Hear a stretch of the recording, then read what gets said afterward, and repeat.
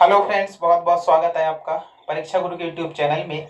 तो कल की क्लास का जो रिस्पांस था वो काफ़ी अच्छा देखने को मिला आपकी तरफ से। और फिर आज से हम ये श्रृंखला जो है डेली स्टार्ट कर रहे हैं। और आज का जो हमारा टॉपिक होगा वो होगा ह्यूमन ब्लड। मानव शरीर के अंतर्गत ह्यूमन ब्लड हम यहाँ पे कवर करेंगे। ठीक है फ्रेंड्स। दूसरा कि कुछ लोग यहाँ पे पूछ रहे थे कल कि ये जूनियर टेट के लिए या जूनियर सुपर टेट के लिए भी उपयोगी होगा। तो मैं आपको बता दूं कि साइंस स्पेशल बैच है ये, हर एक एग्जाम के लिए ये आप इसको पढ़ सकते हो। हर एक एग्जाम्स के लिए ये इम्पोर्टेंट हो सकता है। क्वेश्चन जो है वो यहाँ से आसानी से आपके बन सकते हैं। तो कोई भी एग्जाम की आप तैयारी कर रहे हो, अगर उसमें साइंस आता है तो आप इसको देख सकते हैं। ठीक है फ्रेंड्स। तो ब्लड क्या है, सबसे पहले हम ये समझते हैं। तो ब्लड में बहुत प्रकार की सेल्स होती हैं। जैसे आपने सुना होगा आरबीसी, रेड ब्लड कॉर्पसल्स या red blood cells, WBC platelets. दूसरा डब्ल्यूबीसी के अंदर जो होती हैं, जैसे न्यूट्रोफिल्स होता है, मोनोसाइट होता है, वेसोफिल्स होता है, इसिनोफिल्स होता है। तो ब्लड के अंदर बहुत सारी सेल्स होती हैं।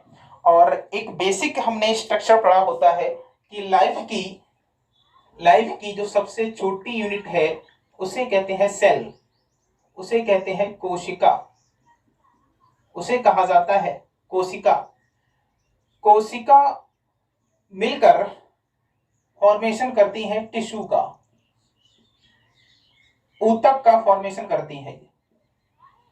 कोशिका फॉर्मेशन करती है ऊतक का, और ऊतक मिलकर फॉर्मेशन करते हैं ऑर्गन का, अंग का निर्माण करते हैं, अंग बनते हैं इनसे। और जब कई सारे अंग मिलते हैं तो बनता है ऑर्गन सिस्टम, तो बनता है ऑर्गन सिस्टम, तो बनता है अंग तंत्र, तो बनता है अंग तंत्र। और जब कई सारे अंग तंत्र मिलते हैं तो बनता है बॉडी या ऑर्गेनिज्म, इसको कह सकते हो। तो बनता है किसी भी जीव का शरीर, बॉडी बनती है। तो लाइफ की सबसे छोटी जो यूनिट है वो है कोशिका, सेल। और बहुत सारी कोशिकाएं मिलकर क्या बनाती हैं, टिश्यू का फॉर्मेशन करती हैं। तो ब्लड में हमने देखा कि ब्लड में RBC, WBC, platelets, neutrophils, basophils, eosinophils, leukocyte, monocyte, इस तरह की बहुत सारी सेल्स होती हैं। तो हम कहेंगे कि ब्लड एक प्रकार का क्या होता है, ऊतक होता है, एक प्रकार का ये टिश्यू होता है। इसके बाद फिर सवाल है कि बॉडी में टिश्यू तो कई तरह के होते हैं। जैसे एक एपिथेलियल टिश्यू होता है, कनेक्टिव टिश्यू होता है, उपकला ऊतक या संयोजी ऊतक इन्हें कहा जाता है। तो ब्लड जो है फिर इनमें से ये किस प्रकार का ऊतक है। तो ब्लड क्या करता है, शरीर के सभी अंगों को कनेक्ट करने का काम करता है, ये जोड़ने का काम करता है। हर एक अंग किसके द्वारा जुड़ा हुआ है, तो हम कहेंगे कि हर एक अंग जो है वो ब्लड के द्वारा कनेक्टेड है। इसका मतलब ब्लड किस प्रकार का टिश्यू हो गया, तो हम कहेंगे कि ब्लड जो है एक प्रकार का कनेक्टिव टिश्यू है। अब बोन्स जो होती हैं, अस्थियां जो होती हैं, वो भी एक प्रकार की क्या होती है, कनेक्टिव टिश्यू ही होती है। लेकिन वोन्स जो है वो कैसी होती है, सॉलिड कनेक्टिव टिश्यू होती है, सॉलिड होती है। लेकिन यहां पर आप देखोगे कि ब्लड जो है वो कैसा होता है, लिक्विड होता है। तो हम इसको कहेंगे कि ब्लड क्या है, तो आपका आंसर होगा कि ब्लड जो है वो एक लिक्विड, ब्लड एक क्या होता है, लिक्विड कनेक्टिव, ब्लड क्या है, तो एक लिक्विड कनेक्टिव टिश्यू होता है, लिक्विड कनेक्टिव टिश्यू होता है। यह एक क्या है, तरल संयोजी ऊतक होता है, तरल संयोजी ऊतक होता है। ठीक है। संयोजी ऊतक का मतलब क्या है कि ऐसे टिश्यू जो बॉडी के ऑर्गन्स को कनेक्ट करने का काम करते हैं, जोड़ने का काम करते हैं, तो उसे हम क्या कहते हैं, उसे हम कहते हैं संयोजी ऊतक। तो अगर पूछें कि ब्लड क्या है, तो आंसर होगा कि ब्लड एक लिक्विड कनेक्टिव टिश्यू होता है, तरल संयोजी ऊतक होता है। ठीक है। अब इसके बाद आपने देखा कि ब्लड के अंदर क्या क्या घुला होता है, इसके बारे में हम यहाँ पे समझेंगे। तो जैसे कि हम भोजन खाते हैं, भोजन से जो भी न्यूट्रिएंट्स हमें मिलते हैं और उन न्यूट्रिएंट्स को कहां पे पहुंचना होता है, इन सेल्स के अंदर पहुंचना होता है। तो ये किसके द्वारा पहुंचेंगे, ब्लड के द्वारा ही पहुंचेंगे। तो ब्लड के अंदर अगर हम देखें कि कौन कौन से एलिमेंट्स घुले हुए होंगे, तो देखो फ्रेंड्स कि ब्लड के अंदर क्या क्या होगा, बताओ, प्रोटीन होगी कि नहीं होगी, तो आंसर होगा बिल्कुल होगी। तो ये है ब्लड। ब्लड के अंदर प्रोटीन होता है, ब्लड के अंदर प्रोटीन घुली होती है, ब्लड के अंदर ग्लूकोज होता है, ब्लड के अंदर क्या होता है, ग्लूकोज होता है। ग्लूकोज का लेवल जब बढ़ता है तभी इसको क्या कहते हैं कि डायबिटीज हो गया, कहते हैं ना शुगर बढ़ गई। तो शुगर बढ़ने का सीधा सा मतलब किससे होता है, ग्लूकोज से होता है। दूसरा, ब्लड के अंदर लिपिड होती है, ब्लड के अंदर लिपिड घुली हुई होती है। और लिपिड में कौन सी लिपिड होती है, तो कहेंगे कि कोलेस्ट्रॉल होता है इसमें। कोलेस्ट्रॉल, कोलेस्ट्रॉल एक प्रकार का क्या है, एक लिपिड का फॉर्म है, कोलेस्ट्रॉल होता है। नेक्स्ट आप देखोगे कि ब्लड में क्या होते हैं, ब्लड में एंजाइम घुले होते हैं, ब्लड में बहुत सारे एंजाइम्स होते हैं, इसमें एंजाइम भी होते हैं। ब्लड में हार्मोन भी होते हैं, कोई हार्मोन किसी भी ग्लैंड से सीक्रेट होगा, किसी भी ग्रंथि से स्रावित होगा, तो वो दूसरे अंगों तक कैसे पहुंचेगा, तो आंसर होगा कि ब्लड के द्वारा ही तो पहुंचेगा।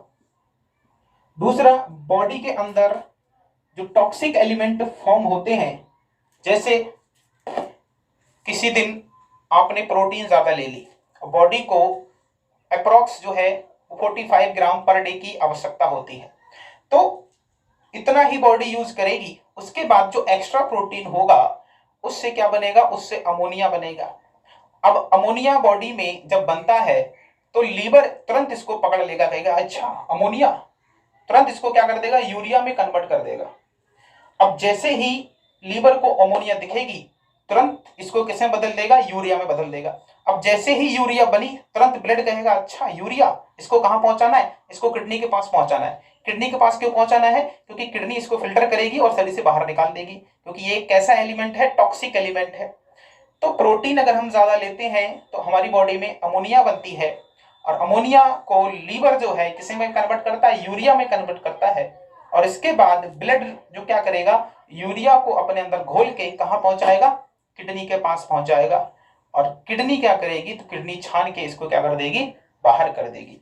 तो हम कहेंगे कि ब्लड में यूरिया भी घुला होता है, ब्लड में यूरिक एसिड भी घुला होता है, ठीक है। तो इस तरह से बहुत सारे एलिमेंट। दूसरा कि ब्लड में मिनरल्स भी घुले होते हैं, ब्लड में मिनरल्स खनिज भी घुले होते हैं, ब्लड में खनिज भी घुले होते हैं, खनिज भी घुले होते हैं। तो इतना सब कुछ ब्लड में घुला होता है, तो ये एक प्रकार का क्या होता है, सॉल्यूशन बन जाता है, एक प्रकार का विलयन बन जाता है।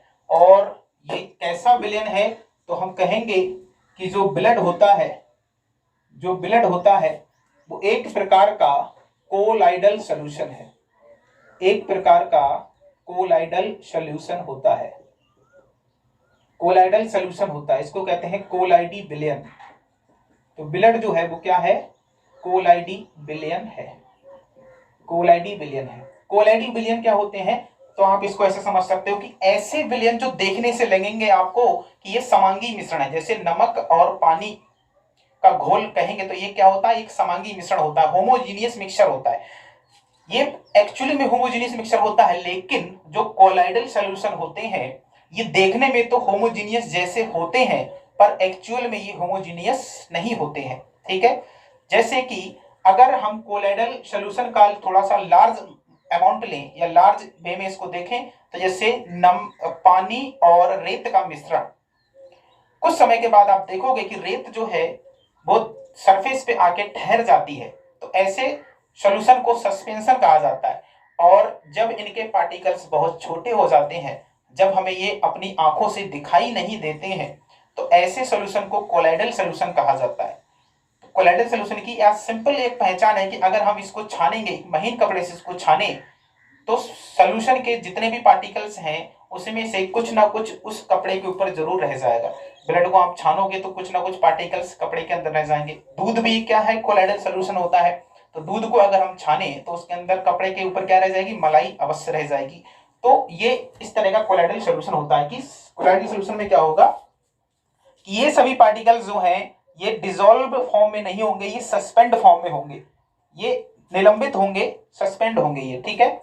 बाकी का जो कोलाइडल सोल्यूशन क्या होता है तो इसको हम केमिस्ट्री में डिटेल में पढ़ेंगे हम लोग, ठीक है। तो अभी के लिए आपको ध्यान रखना है कि ब्लड जो है एक प्रकार का नेचुरल कोलाइड होता है, प्राकृतिक कोलाइडी सोल्यूशन होता है ये ब्लड, ठीक है। तो स्क्रीनशॉट इसका ले लोगे, ठीक है, फिर इसको रफ कर देते हैं, ठीक। चलो तो सभी लोग ध्यान दें फिर से। अब इसके बाद फिर क्वेश्चन पूछते हैं कि ब्लड में इतना सब कुछ है, फिर ब्लड एक सोल्यूशन भी है, और कोई अगर सोल्यूशन होता है तो उसका नेचर फिर हम पता करते हैं कि ये एसिडिक है या ये बेसिक है। तो ब्लड में मिनरल्स मिले होते हैं, जैसे calcium, sodium, magnesium, bicarbonates, chlorine, इस तरह के यहाँ पे आयंस होते हैं। और इन आयंस की वजह से ब्लड की जो पीएच वैल्यू है, इसकी पीएच वैल्यू होती है 7.4, और 7.4 जिसकी भी होगी तो वो क्या कहलाएगा, वो कहलाएगा क्षारीय, वो कहलाएगा बेसिक। तो ब्लड क्या है, तो ब्लड एक क्षारीय द्रव है, हम इसको ये कह सकते हैं, ये एक क्षारीय द्रव है, बेसिक लिक्विड है, ये बेसिक लिक्विड है, क्षारीय द्रव है। ऐसे समझ लो कि जिसकी पीएच वैल्यू ग्रेटर देन 7, तो ये होता है क्षारीय। जिसकी पीएच वैल्यू इक्वल 7 तो ये होता है उदासीन, और जिसकी पीएच वैल्यू लेस देन 7 तो ये होता है अम्लीय, ये होता है अम्लीय, एसिडिक, न्यूट्रल और बेसिक। तो ब्लड जो है 7 से ज्यादा है, क्योंकि 7.4 है तो हम कहेंगे ब्लड कैसा होता है, ब्लड एक क्षारीय द्रव होता है। और इसको आप नोट करोगे तो स्टार लगा लोगे, क्योंकि ये जो क्वेश्चन है वो कई बार कई एग्जाम्स में पूछा गया है, ठीक है। इसको नोट कर लोगे आप लोग, स्क्रीनशॉट इसका भी ले लो जल्दी से। तो आ जाए ब्लड की मात्रा, ब्लड की मात्रा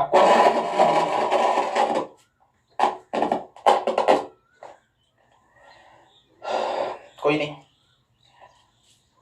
तो अब हम देखेंगे कि ब्लड की जो मात्रा है वो कितनी होनी चाहिए।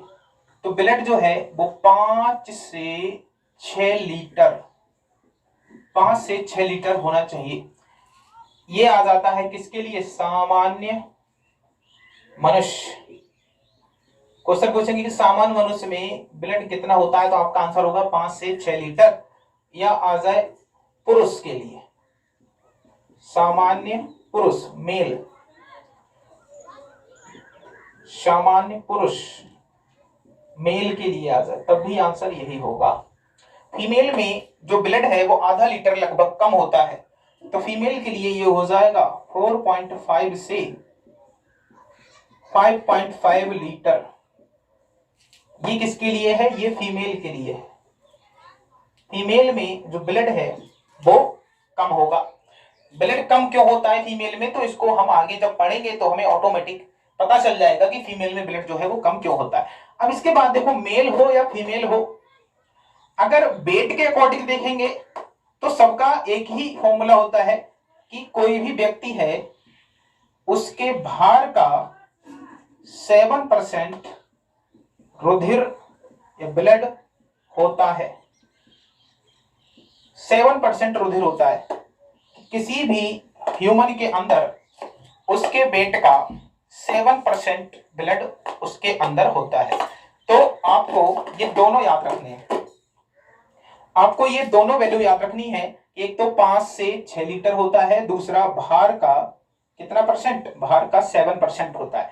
7% का मतलब फ्रेंड्स ये है कि मान लो किसी का वेट जो है 70 किलोग्राम है, 70 किलो का कोई पर्सन है, उसके अंदर अगर ब्लड कितना होगा अप्रोक्स, तो 7 का 7% जब हम निकालेंगे तो ये आ जाएगा 4.9 kg, ये किलोग्राम में आएगा, ठीक है। क्योंकि वेट भी किलोग्राम में है, तो 4.9 केजी लगभग ये उसके अंदर आ जाएगा। तो इस तरह से भी हम इसको निकाल सकते हैं। ये इसका मतलब है कि वेट का कितना परसेंट होगा, 7% होगा। अगर किसी का वेट 50 केजी है तो उसके अंदर जो ब्लड है वो कितना होगा, तो उसके अंदर ब्लड होगा 3.5 केजी। परसेंटेज से हम इसको आसानी से निकाल सकते हैं। ठीक है, नोट हो गया। चलिए आगे बढ़ते हैं।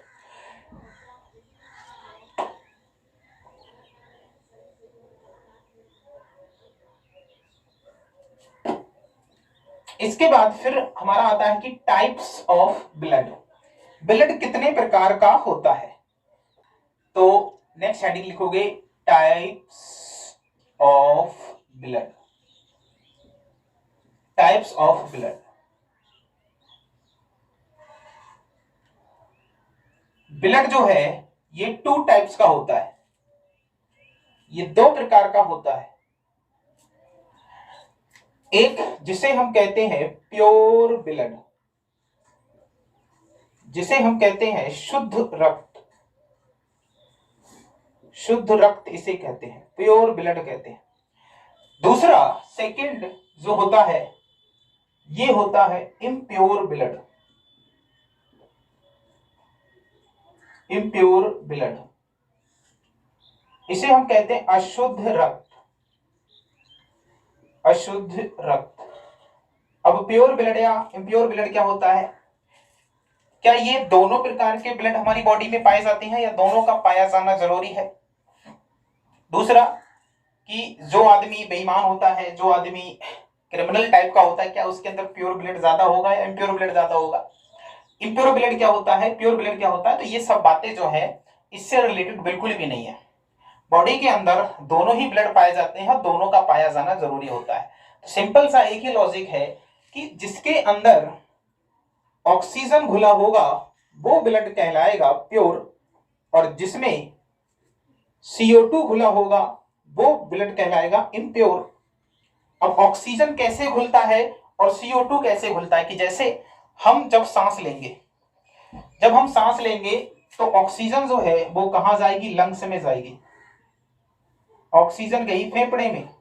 अब समझो इसको जरा ध्यान से, फिर हम इसको बताते हैं आगे। कि ये मान लो फेफड़े हैं और ये कोई अंग है, ये कोई अंग है, मान लो पैर का एक सेल है, पैर की कोशिका है, तो एटमॉस्फेयर से हम क्या लेते हैं, ऑक्सीजन लेते हैं। ऑक्सीजन जो है ये इस सेल्स के पास आई, इस सेल्स के पास इस ऑक्सीजन को लेकर कौन आया, तो हम कहेंगे ब्लड लेके आया इसको।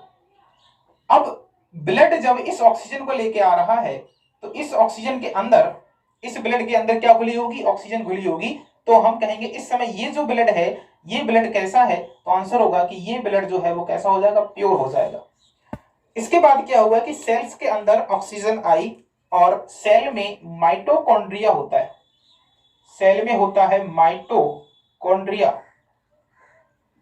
माइटोकॉन्ड्रिया, माइटोकॉन्ड्रिया में ग्लूकोज का ऑक्सीडेशन हुआ और ऑक्सीडेशन के बाद CO2 गैस रिलीज हुई। CO2 गैस रिलीज हुई। अब CO2 गैस जो है बॉडी के लिए जरूरी नहीं होती है, तो बॉडी के अंदर से CO2 का निकलना जरूरी है। तो CO2 जो है वो कहां पे निकलेगी, तो आंसर होगा फेफड़े में निकलेगी। तो इस सेल में बनी जो CO2 है इसको फेफड़े तक पहुंचाना ये भी किसका काम होगा, तो ये भी ब्लड का काम होगा। तो यहां से फिर क्या होगा, ये जो CO2 है इस फेफड़े के अंदर जाएगी। इसको कौन लेके जाएगा, इसको ब्लड लेके जाएगा। और इस ब्लड को हम क्या कहेंगे, इस ब्लड को हम कहेंगे अशुद्ध रक्त। इसको कहेंगे इम्प्योर ब्लड, अशुद्ध रक्त कहेंगे। और इसके बाद क्या होगा कि इसके बाद ये फेफड़े से जो CO2 है ये बाहर निकाल दी जाएगी। तो ये सब सिस्टम एक दूसरे से जुड़े हुए होते हैं। ठीक है, यहाँ पे रेस्पिरेशन हो रहा है, यहाँ पे ब्लड का ट्रांसफॉर्मेशन हो रहा है, एक जगह से दूसरी जगह ट्रांसपोर्टेशन ऑफ गैसेस हो रहा है, यहाँ पे सेलुलर रेस्पिरेशन हो रहा है, सभी एक साथ क्रिया कर रहे होते हैं। तो इम्प्योर ब्लड क्या होगा कि जिस ब्लड में CO2 घुली हो उसे हम कहेंगे इम्प्योर ब्लड, और जिस ब्लड में क्या घुली हो, ऑक्सीजन घुली हो, उसे हम क्या कहेंगे, उसे हम कहेंगे प्योर ब्लड। ठीक है, यहीं पे इसका कलर डिसाइड कर लेते हैं कि जो प्योर ब्लड है ये फ्लो होता है धमनियों में, क्योंकि यहां से क्या होगा, कोई ना कोई पाइप्स होगा, तो ये फ्लो होगा किसमें, धमनी। आर्टरीज में ये फ्लो होता है, और जो अशुद्ध रक्त है ये फ्लो होता है वेन्स में, ये फ्लो होता है सिराओं में, सिराओं में फ्लो होता है। इसका जो कलर है, तो इसका कलर फ्रेंड्स होता है रेड, इसीलिए धमनियों का कलर कैसा हो जाता है, रेड हो जाता है। जब हीमोग्लोबिन के साथ CO2 जुड़ती है तो इसका कलर हो जाता है डार्क ब्लू या वायलेट, बैंगनी। इस वजह से सिराओं का जो कलर होता है वो कैसा हो जाता है, ब्लू कलर का हो जाता है। तो ये सब हमें यहाँ पे कवर करना है, तो पॉइंट वाइज इसको लिख लेंगे। आप अगर इसका स्क्रीनशॉट लेना चाहते हो तो इसको ले सकते हो। ठीक, मैं साइड हो जाता हूं। चलिए, अब इसके बाद इसको पॉइंट वाइज आपको लिखना है इसमें। तो प्योर ब्लड क्या होगा, इसको समझते हैं। तो अभी हमने समझा कि प्योर ब्लड क्या है, तो जिसमें क्या घुली हो, ऑक्सीजन, ऑक्सीजन घुली होती है, ऑक्सीजन घुली होती है। इसका दूसरा नाम भी है, इसे ऑक्सीजनेटेड ब्लड भी कहते हैं, इसे ऑक्सीजनेटेड ब्लड भी कहते हैं, ऑक्सीजनेटेड ब्लड, या इसको कहोगे ऑक्सीजनित रुधिर, ऑक्सीजनित रुधिर। दूसरा कि जब हीमोग्लोबिन ऑक्सीजन से जुड़ती है तो एक अस्थायी यौगिक बनता है, एक टेम्परेरी कंपाउंड बनता है, और बाद में ये ब्रेक होके फिर से टूट जाएगा ऑक्सीजन में और हीमोग्लोबिन में, तो एक टेम्परेरी कंपाउंड बनेगा, और जिसका नाम होगा ऑक्सी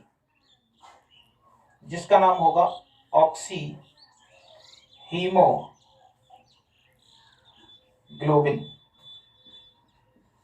जिसका नाम होगा ऑक्सी हीमोग्लोबिन, ऑक्सी हीमोग्लोबिन। ठीक है, क्वेश्चन ये भी पूछ सकते हैं कि ऑक्सी हीमोग्लोबिन कब बनता है, तो कहेंगे कि जब हीमोग्लोबिन के साथ कौन जुड़ता है, ऑक्सीजन जुड़ता है, तो क्या हो जाता है, ऑक्सी हीमोग्लोबिन बनता है। और हीमोग्लोबिन के साथ जब ऑक्सीजन जुड़ेगा तो ये जो हीमोग्लोबिन है ये खुशी के मारे फूल ही नहीं समाती है, बहुत ज्यादा खुश हो जाती है, और इस वजह से इसका रंग जो है वो रेड हो जाता है। खुशी से कैसी हो जाएगी, पागल हो जाएगी, रेड कलर का ये हो जाता है। ये जो शुद्ध रक्त है ये कहाँ फ्लो होगा, तो हम पहले ही इसमें पढ़ चुके हैं, ये फ्लो होता है धमनी में, आर्टरीज में फ्लो होता है, ये इतना हमें ध्यान रखना है। सेम आपको इसी तरह से इम्प्योर ब्लड के बारे में लिखना है, इम्प्योर ब्लड के बारे में लिखना है। इम्प्योर ब्लड में क्या होगा, तो अपोजिट कि इसमें क्या घुली होगी, CO2 घुली होती है, CO2 घुली होती है। इसे क्या कहेंगे, तो इसे कहेंगे डीऑक्सीजनेटेड ब्लड, इसे कहेंगे डीऑक्सीजनेटेड ब्लड, बी हिंदी में कहते हैं इसको ऑक्सी जनित रुधिर, ऑक्सीजनित रुधिर। इसमें भी क्या होगा कि इसमें भी एक टेम्परेरी कंपाउंड बनेगा, और इसको कहते हैं कार्बोक्सी हीमोग्लोबिन, इसको कहते हैं कार्बोक्सी हीमोग्लोबिन, कार्बोक्सी हीमोग्लोबिन, इसको कहेंगे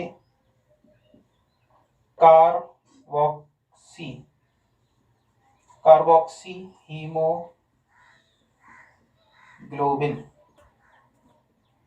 ठीक है, कार्बोक्सी हीमोग्लोबिन।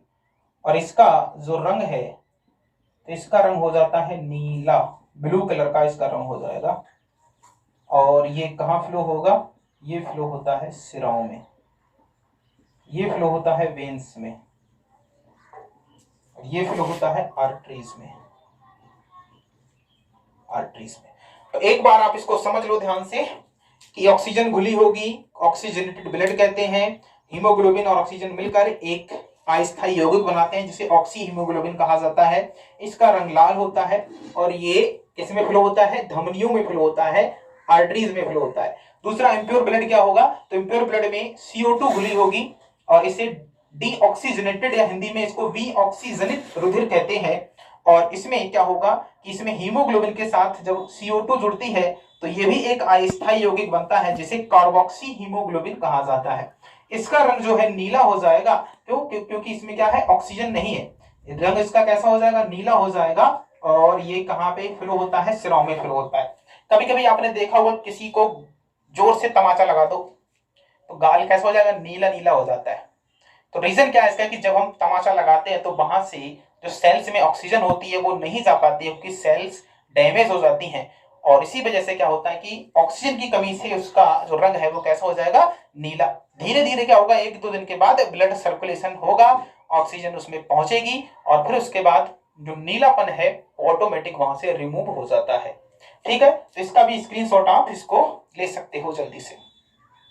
ठीक है, तो इतना हमने पढ़ा कि टाइप्स ऑफ ब्लड। फिर अब हम देखेंगे कि ब्लड के फंक्शन क्या होते हैं, फंक्शन ऑफ ब्लड। ब्लड के फंक्शन देखेंगे। अब हम देखेंगे ब्लड के क्या क्या काम है। फिर 1 बाई 1 इसके कंपोनेंट और उन कंपोनेंट के फंक्शन देखेंगे क्या काम है। ठीक, तो अब हम इसमें देखेंगे रक्त के कार्य। नेक्स्ट आप लिखोगे हेडिंग रक्त के कार्य, function of blood, function of blood, रक्त के कार्य। रक्त के कार्य, तो हमने देखा कि जब हम भोजन करते हैं न्यूट्रिएंट्स जो हैं वो क्या होते हैं, घुल के सेल्स तक पहुंचते हैं। दूसरा, जब हम सांस लेते हैं तो ऑक्सीजन भी किसके द्वारा पहुंचती है, ब्लड के द्वारा ही पहुंचती है। और CO2 जो सेल में बनती है वो भी फेफड़े तक किसके द्वारा आती है, वो भी ब्लड के द्वारा ही आती है। तो गैसों का जो आदान प्रदान है, गैसों का आना और जाना, इसको एक लाइन में कहें तो इसको कहेंगे गैसों का परिवहन। तो एक काम जो है ब्लड का वो क्या होता है, गैसों का परिवहन। गैसों का क्या करना, गैसों का परिवहन करना, ये इसका काम होता है। इसको हम लिख सकते हैं transportation of gases, transportation of gases, transportation of gases, एक तो ये काम होता है।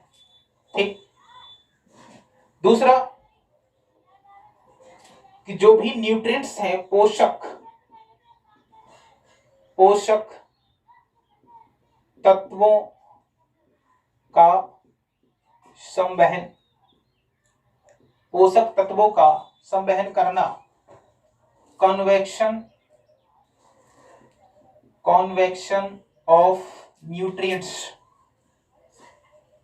Convection of nutrients. अब यहां पे देखो परिवहन और संवहन दोनों का अगर हम एक आसान भाषा में मतलब समझे तो दोनों का मतलब यही है कि एक प्लेस से दूसरे प्लेस पर पहुंचना।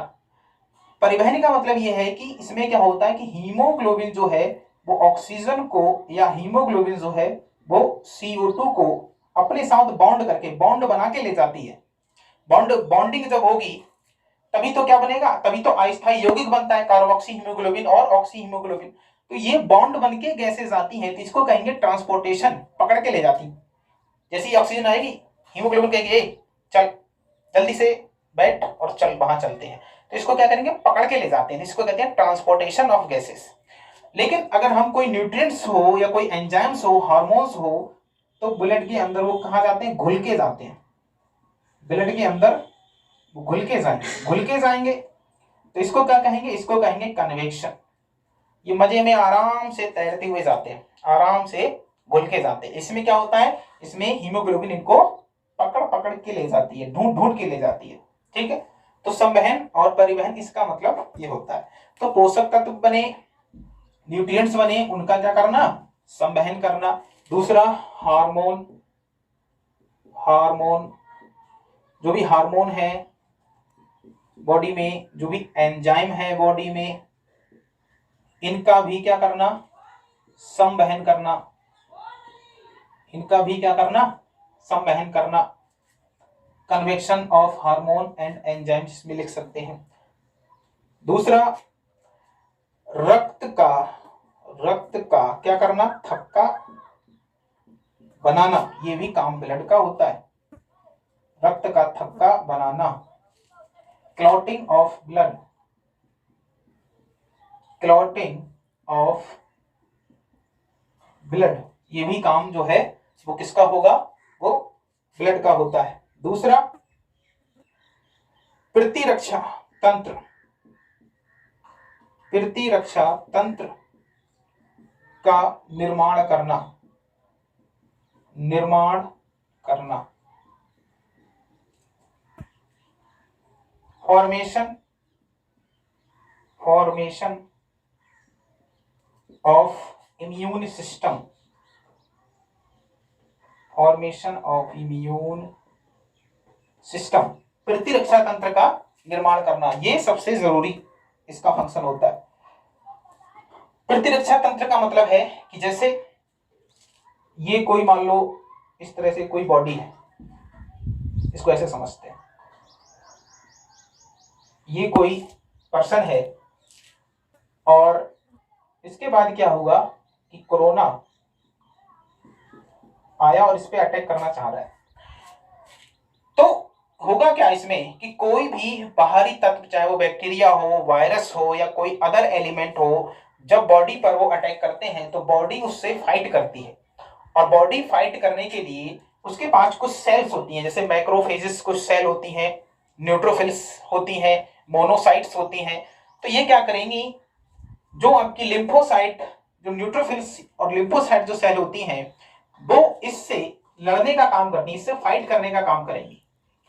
जब इससे फाइट करेंगी और जब इसको यह मार देंगी, और इसके बाद क्या होगा, इसके बाद जो मोनोसाइट है, मोनोसाइट क्या करती है, इन सबका भक्षण करती है, इसको खा लेगी। ठीक है।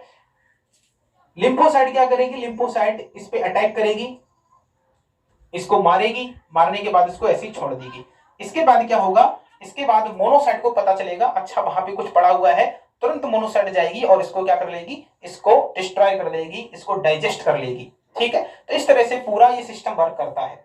तो अगर किसी का इम्यून सिस्टम अच्छा है, इम्यून सिस्टम अच्छे का मतलब क्या है कि उसके पास जो सैनिक है वो स्ट्रांग है, तो उसे नॉर्मल बीमारी नहीं होती है, यानी कोरोना से वो लोग ठीक हो जाते हैं। लेकिन अगर किसी का इम्यून सिस्टम वीक है, मान लो लिम्फोसाइट जो है वो खुद मर गया, लड़ाई हुई कोरोना में और लिम्फोसाइट में, और लिम्फोसाइट मर गई, लिम्फोसाइट मर गई, उसके बाद लड़ने वाला कोई नहीं है, क्योंकि मोनोसाइट क्या करती है, मोनोसाइट तो जब डेड हो जाता है बैक्टीरिया या वायरस, उसको खाने का काम करती है, सफाई करने का काम करती है। तो इस कंडीशन में क्या होगा, इस कंडीशन में रोग होना शुरू हो जाएंगे। तो इसे कहते हैं इम्यून सिस्टम या इम्यूनिटी। ठीक है। तो ये भी काम किसका होगा, ये भी काम ब्लड का ही होता है। दूसरा कि हमारी बॉडी के अंदर जो भी विषैले पदार्थ हैं, विषैले पदार्थ, विषैले पदार्थों का क्या करना, संवहन करना, ये भी इसका काम होता है। जो टॉक्सिक एलिमेंट है, जैसे एग्जांपल मैंने बताया था यूरिया, यूरिक एसिड, तो इनको किडनी तक पहुंचाना ये किसका काम है, ये ब्लड का काम है। दूसरा, तापमान, तापमान का नियंत्रण, बॉडी के अंदर जो टेम्परेचर का बैलेंस है, कंट्रोल टेम्परेचर का है, वो भी कौन करता है, ब्लड करता है। जो भी मैमल्स होते हैं, जितने भी या जितने भी जो पक्षी होते हैं, पक्षी और मैमल्स, ये वार्म ब्लडेड होते हैं। वार्म ब्लडेड का मतलब कि ब्लड ही डिसाइड करेगा कि किसके बॉडी का टेम्परेचर बढ़ेगा और किसके बॉडी का टेम्परेचर जो है वो कांस्टेंट रहेगा, किसको बुखार आएगा, किसको बुखार नहीं आएगा। तो जैसे कि ह्यूमन जो होता है, तो ह्यूमन की बॉडी का जो टेम्परेचर है वो कांस्टेंट रहता है, एटमॉस्फेयर के हिसाब से ह्यूमन बॉडी का टेम्परेचर चेंज नहीं होता है। तो इन्हें कहते हैं वार्म ब्लडेड और ऑर्गेनिज्म, इनको कहेंगे वार्म ब्लडेड यानी समतापी जीव। ठीक। तो ब्लड ही डिसाइड करेगा। दूसरा, मछली है, जो रेप्टाइल्स हैं या जो भी एम्फीबियास हैं, ये कैसे होते हैं, ये कोल्ड ब्लडेड होते हैं। कोल्ड ब्लडेड का मतलब ये है कि एटमॉस्फेयर के हिसाब से इनके बॉडी का टेम्परेचर चेंज हो जाता है।